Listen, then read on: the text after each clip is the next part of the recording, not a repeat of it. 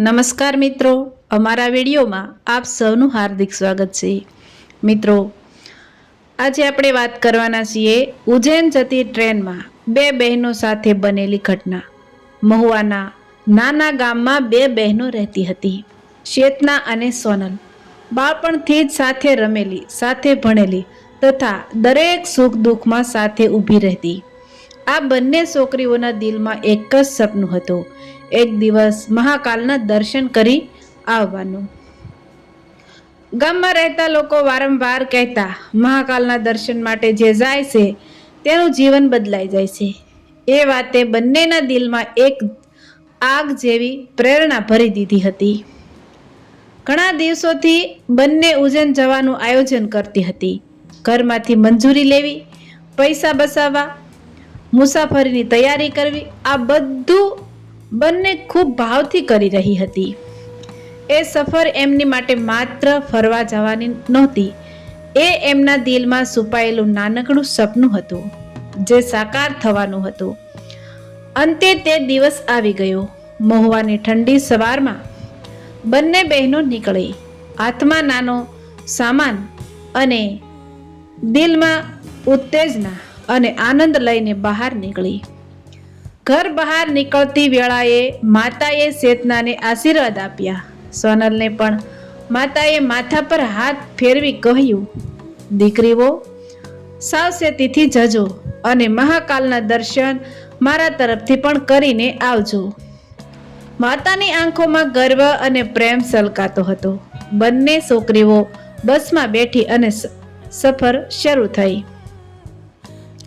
રસ્તો હરિયાળો હતો, પવનમાં મીઠી ઠંડક હતી અને બંને બહેનોએ મુસાફરીની મજા માણી રહી હતી। તેઓ હસી હસીને વાતો કરતી, ગીતો ગાતી, આગળની યોજનાઓ કરતી, જેમ કે ઉજ્જૈન પહોંચ્યા પછી સૌપ્રથમ ક્યાં મંદિરે જશે, ક્યાં રહેવાની વ્યવસ્થા કરશે, શું શું ફરશે, શું શું ખાશે, બધું જ આનંદથી વિચારી રહી હતી। થોડા કલાક પછી બસ વડોદરામાં પહોંચી। અહીંથી તેમને ટ્રેન પકડીને ઉજ્જૈન જવાનું હતું। વડોદરાના સ્ટેશન પર લોકોની ભીડ હતી। બધા લોકોના કામમાં વ્યસ્ત, કેટલા દોડતા, કેટલાય ચા પીતા, ક્યાંક બાળકોની હસી મજાક। આ બધું જોઈને બંને સખીઓ શહેરની ચહલપહલમાં થોડું ખોવાઈ ગઈ। સમય પસાર થતો ગયો અને તેઓ પોતાની ટ્રેનની રાહ જોઈ રહી હતી। થોડી જ વારમાં તેમની ટ્રેન આવી। બંને ઉત્સાહથી ટ્રેનમાં ચડી ગઈ અને બારી પાસેથી બેઠકો પર બેસી ગઈ। ટ્રેન આગળ વધવા લાગી। બારીની બહાર દ્રશ્યો બદલાતા જતા। માહોલ, વાતાવરણ અને દિલનો આનંદ બધું જ જાણે નવી સફરનો પ્રારંભ કરી રહ્યું હતું। ચેતના અને સોનલ ખુશખુશાલ વાતો કરતી રહી। અરે, આપણે તો પહેલી વાર મહુવાથી આટલા દૂર જઈ રહ્યા છીએ ને? સોનલ બોલી। હા, અને પહેલી વાર ટ્રેનમાં આટલી લાંબી મુસાફરી કરી રહ્યા છીએ, ચેતના હસતા બોલી। બંને આનંદમાં હતી। ટ્રેનની પવનભરી મસ્તીમાં એમને ખ્યાલ પણ ન રહ્યો કે ડોલાતી ટ્રેનમાં બેસતા ઉઠતા ચેતનાનો પર્સ સરકીને નીચે પડી ગયું હતું।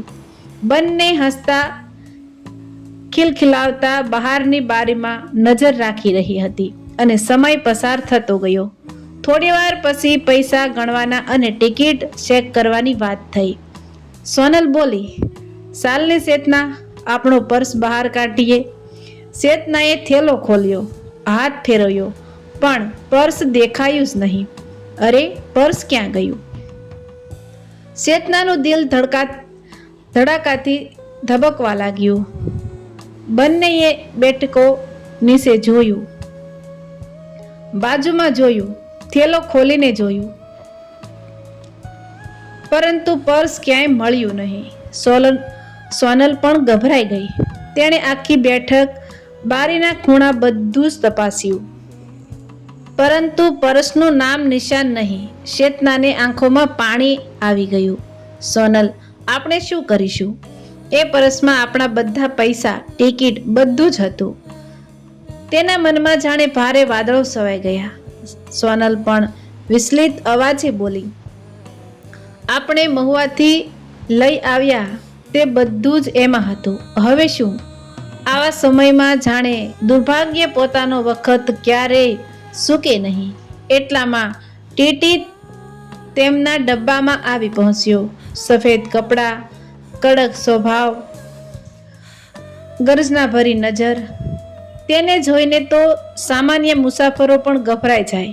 ટીટી આગળ આવ્યો અને પોતાના કર્કશ અવાજમાં કહ્યું, ટિકિટ બતાવો.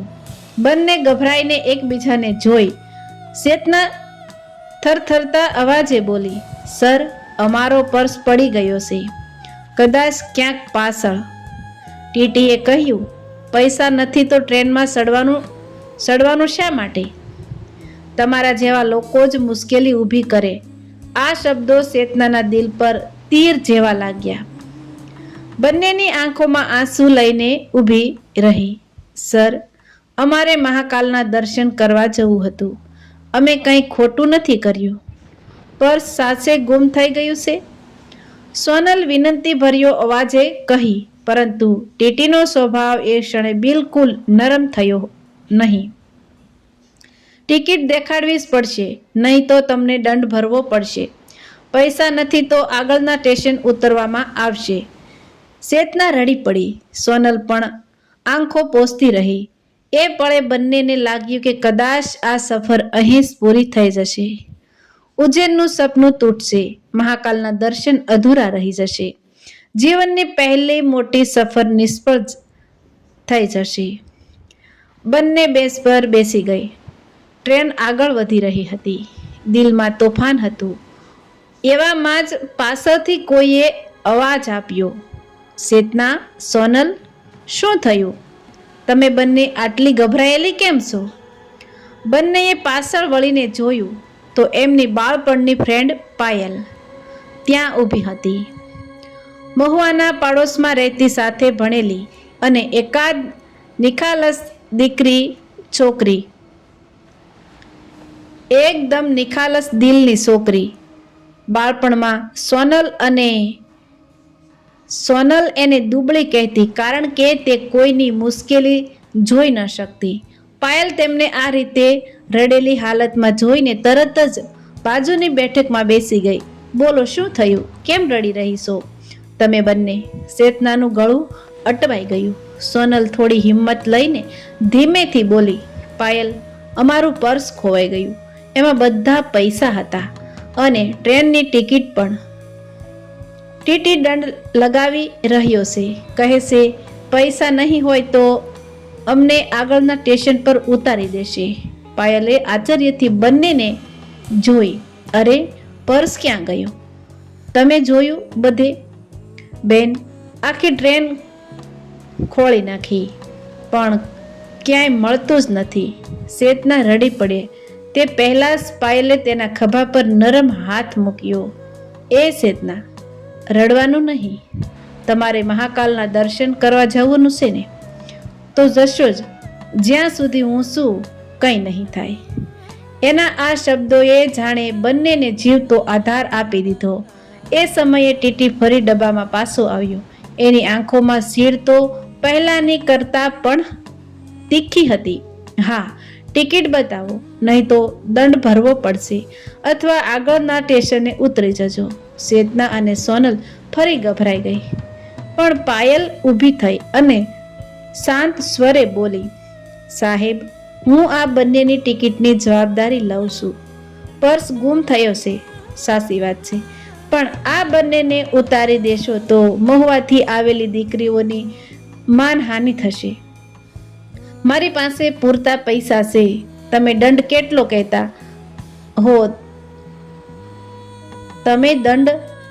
કહેતા હો તે હું ભરી દઈશ, પણ આ બંનેને ઉતારશો નહીં. ટીટીએ ભોરું ચડાવ્યું.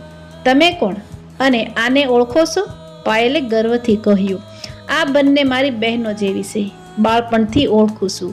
એક વાત કહું, ગામડાની છોકરીઓ હોય પણ દિલ ખૂબ સાફ છે, જાણે છે. ખોટું કરવાની તો એમની હિંમત જ નથી. સાહેબ, ટીટી થોડો નરમ પડ્યો. એ પણ મનુષ્ય જ હતો. બરાબર, પણ નિયમ દંડ તો ભરવાનો રહેશે. પાયલે પોતાના પર્સમાંથી વણસેલા નોટો કાઢી. હા, હું ભરું છું. તમે દંડનો હિસાબ લખી આપો. ટીટી દંડનો ભાવ લખીને આવ્યો. રૂપિયા જોઈને ચેતના અને સોનલ દંગ રહી ગઈ. એ રકમ તેમના નાના ગામના મહિનાના ખર્ચ કરતાં પણ વધારે હતી. પાયલે ટકોરથી પૈસા આપ્યા અને ટીટી બાજુ થઈને ચાલી ગઈ. ટીટી જતાં જ બંને પાયલને જોઈને થંભી ગઈ. ચેતનાની આંખોમાં આંસુ ફરી આવી ગયા. પાયલ, અને આટલા પૈસા શા માટે આપવા પડે? અમારી પાછળ તને મુશ્કેલી પડી. અરે, મુશ્કેલી તો ત્યારે પડી જ્યારે કોઈને બીજાના માટે કરવું પડે. અહીં તો હું મારી બહેનો માટે કરી રહી છું. તમે મહાકાલના દર્શન કરવા જઈ રહી છું અને મેં જો મદદ ન કરી હોત તો હું માણસ કહેવાત? એ પળે સોનલના દિલમાં એક ભાવનાનો વંટોળ ફૂટી નીકળ્યો. પાયલ, તું ખરેખર દેવદૂત જેવી છે. જો તું ન હોત ને તો કદાચ અમે હવે મહુવા પાસા જવાની રાહ જોઈ રહ્યા હતા. પાયલે કહ્યું, દેવદૂત નહીં, હું તો માણસ જ છું. પરંતુ હા, માણસાઈ ક્યારેય ગુમાવી નહીં, એ શીખીશું. ચેતનાએ ભીંજાયેલા અવાજે કહ્યું, પણ પાયલ, આપણે આખી મુસાફરી દરમિયાન શું કરીશું? ખાવા પીવા માટે પૈસા નથી. ઉજ્જૈન પહોંચ્યા પછી ઉતરવાનું છે, પણ ત્યાં જવાનું, રહેવાનું બધું જ તો એ પર્સમાં હતું. પાયલે બંનેને વિશ્વાસ આપતા મીઠી સ્મિત આપી. ચિંતા ના કરો, આગળનું બધું પણ હું જોઈ લઉં.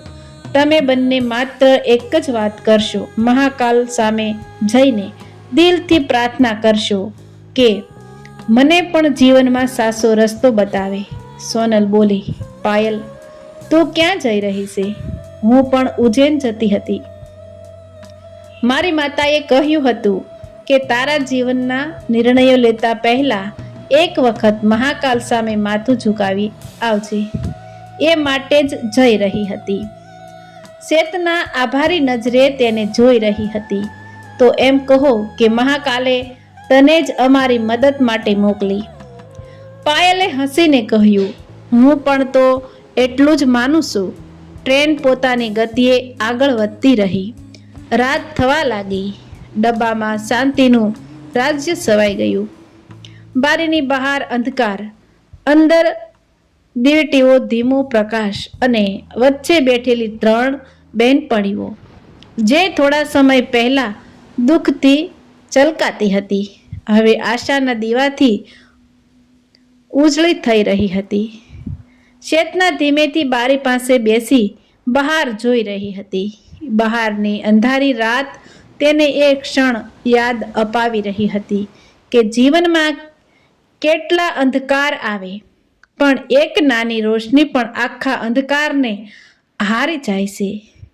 સોનલ પાયલને કહેતી, તું હોત તો અમારા જીવનની આ પહેલી મોટી સફર એ રીતે જ પુરાણું પુસ્તક બનેલી હોત.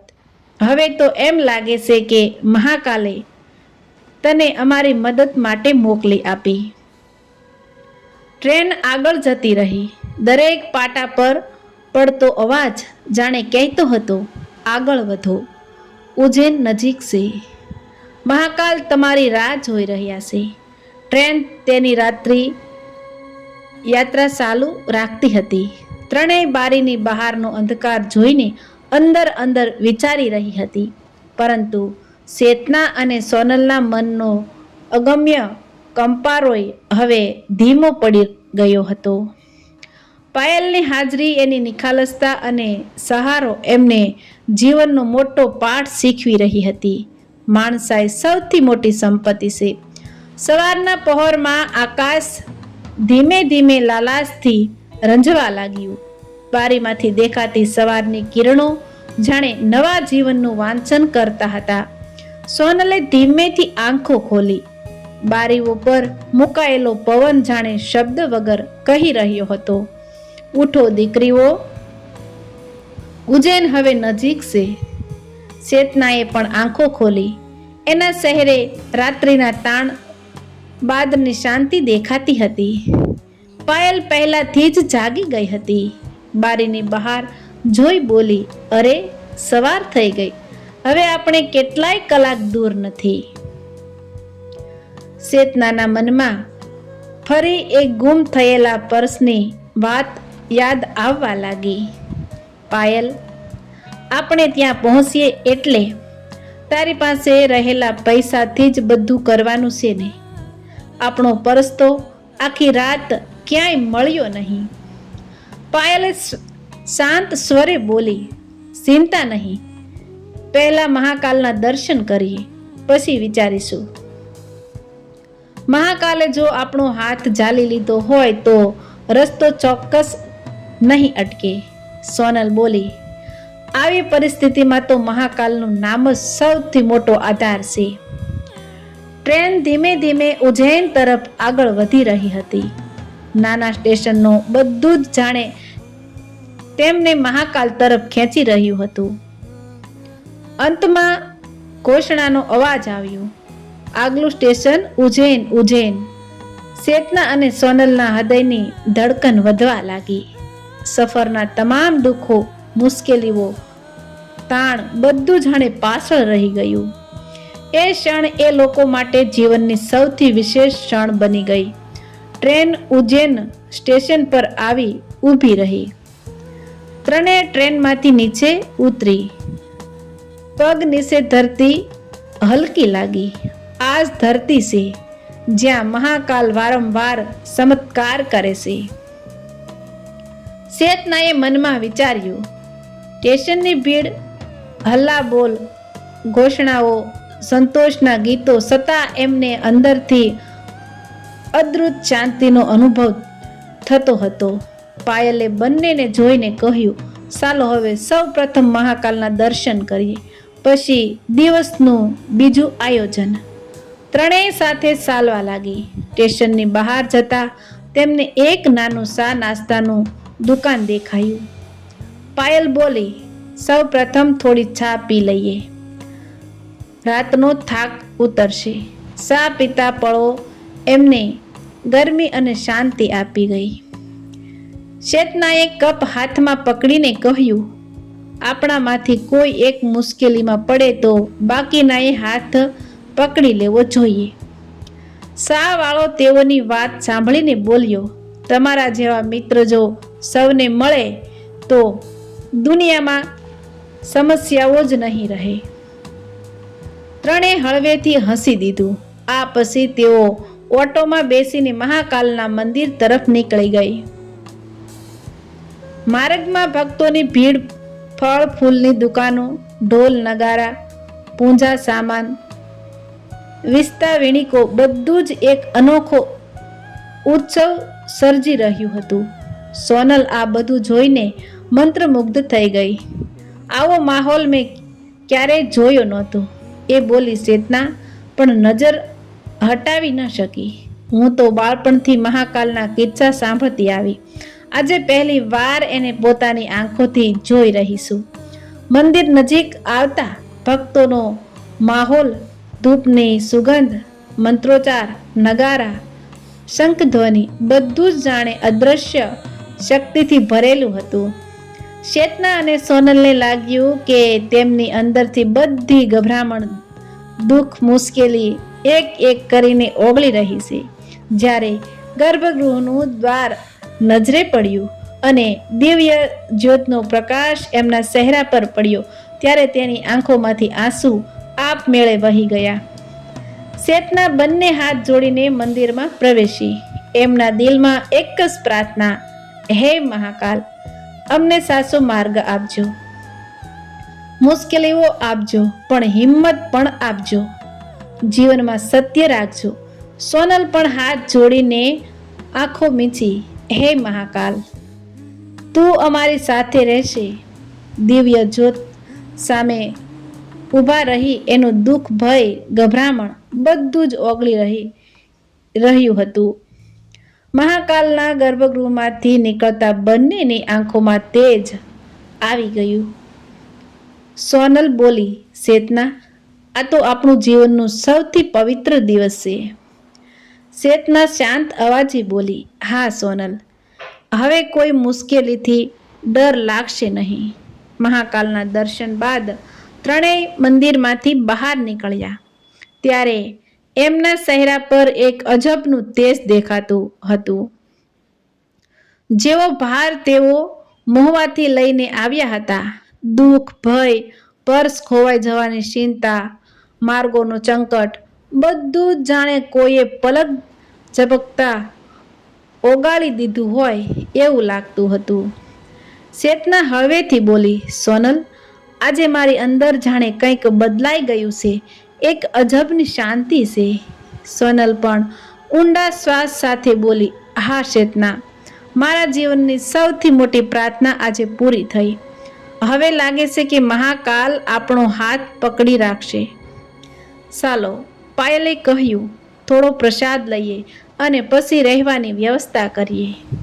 ત્રણેય પ્રસાદ લીધો અને બહાર આવેલા એક નાના પ્રસાદિક ભોજનાલયે સાદું ભોજન લીધું. ભોજન દરમિયાન પણ એમની વાતો માત્ર એક જ વિષયની આસપાસ ગોઠવાતી. કઈ શક્તિ છે જે આ શહેરના માહોલમાં જ છે? ભોજન પછી પાયલે એ કહ્યું, હવે રહેવાનું જોવું પડશે. મારા પાસે જેટલા પૈસા છે તે બહુ ઓછા છે, પણ મને લાગે છે કે મહાકાલ કંઈક તો રસ્તો બતાવશે. સોનલ હળવેથી બોલી, શા માટે નહીં પાયલ? મહાકાલ તો ચમત્કારોથી જ આપણો સાથ આપે છે. આ વાતચીત દરમિયાન તેઓ મંદિરની પાછળના ગલિયારે જઈ રહી હતી. એ જ સમયે એક વૃદ્ધ માણસ એક ખૂણે બેઠો હતો. આંખોમાં કરુણા, હાથમાં ત્રિશૂલની દોરાવાળી માળા અને બાજુમાં નાનું ડબલું. વૃદ્ધએ ચેતનાને જોયું અને ધીમેથી કહ્યું, બેટા, તમે ટ્રેનથી આવ્યા છો? ચેતના અટકી ગઈ. હા કાકા, ટ્રેનથી જ આવ્યા છીએ. વૃદ્ધે પોતાનું નાનું બોક્સ આગળ ચરકાવ્યું. આ તમને મળ્યું. ચેતના અને સોનલ એક સાથ ચોંકી ઉઠ્યા.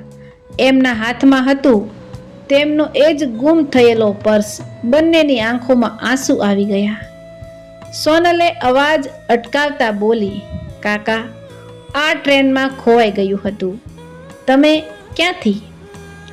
વૃદ્ધ સ્મિત કર્યું. ટ્રેનમાં એક ભાઈને મળ્યું. તે એમ કહી રહ્યો હતો કે બે છોકરીઓ ગભરાઈ રહી હતી પર્સ ગુમાવવાને લઈને. તે ઉતરી શક્યો નહોતો, પણ મને આપીને કહ્યું કે હું મહાકાલના દરબારમાં જો આવી બે છોકરીઓ દેખાય તો તેમને આપી દઉં. ચેતના પોતાની વિવિધ લાગણી રોકી ન શકી. કાકા, આ તો અમારા જીવનનો અમૂલ્ય ક્ષણ છે. તમે ક્યાંથી આવ્યા? વૃદ્ધે થોડે ઊંચા સ્વરે કહ્યું, હું તો મહાકાલનો સેવક છું બેટા. અહીં જ બેસું છું. મહાકાલનો જે છે તે ફરી તેમને જ મળી રહે તે મારી ફરજ. ચેતના, સોનલ અને પાયલ ત્રણેય વૃદ્ધના પગ પાસે હાથ મૂકી નત થઈ ગયા. વૃદ્ધે હાથ ઊંચા કરીને તેમને આશીર્વાદ આપ્યા. બેટા, ભય જીવનમાં આવતો રહે, પણ વિશ્વાસ ક્યારેય ન ખોવો. આજે તમારું પર્સ તમને પાછું મળ્યું છે. એ તો માત્ર નિશાની છે કે મહાકાલ તમે ત્રણેયનો સાથ છોડવાનો નથી. વૃદ્ધ ધીમે ધીમે ચાલીને આગળ વધ્યો અને ભીડમાં ગાયબ થઈ ગયો. ત્રણેય લાંબા સમય સુધી એકબીજાને જોયા. આ શું હતું? ચમત્કાર, મહાકાલની કૃપા, અથવા કોઈ દેવદૂત? એક વાત તો ચોક્કસ હતી, આ બન્યું એ માનવ બુદ્ધિથી આગળ હતું. સોનલ રડતા રડતા બોલી, ચેતના, આ બધું શું સાચે મહાકાલ જ કર્યું? ચેતનાએ પર્સ હાથમાં લઈ હૃદય પર રાખ્યો. હા સોનલ, જો જીવનમાં નિર્ધાર રાખો, સત્ય રાખો અને વિશ્વાસ રાખો તો મહાકાલ તમારા હાથે હાથ રાખી જ આપે છે. ત્રણેય આખો દિવસ ઉજ્જૈનની પવિત્ર ગલીઓમાં ફર્યા, કાળ ભૈરવના દર્શન કર્યા, સિપ્રી નદી કિનારે બેઠા, પ્રસાદ લીધા, રથયાત્રાના ઘંટ શંખ સાંભળ્યા. દિવસ પૂરો થતો હતો. રાત્રે ત્રણેય તળાવની કિનારે બેસ્યા. સોનલે કહ્યું, શેતના, આજનો દિવસ આપણું જીવન બદલાવા ગયું. શેતના બોલી, હા, આપણે પર્સ ગુમાવ્યો એ તો માત્ર શરૂઆત હતી. મહાકાલે આપણને બતાવ્યું કે મુશ્કેલીઓ તો આવે, પણ સાચા માણસો, સાચો મિત્ર અને સત્યનો માર્ગ ક્યારેય સાથ છોડતા નથી.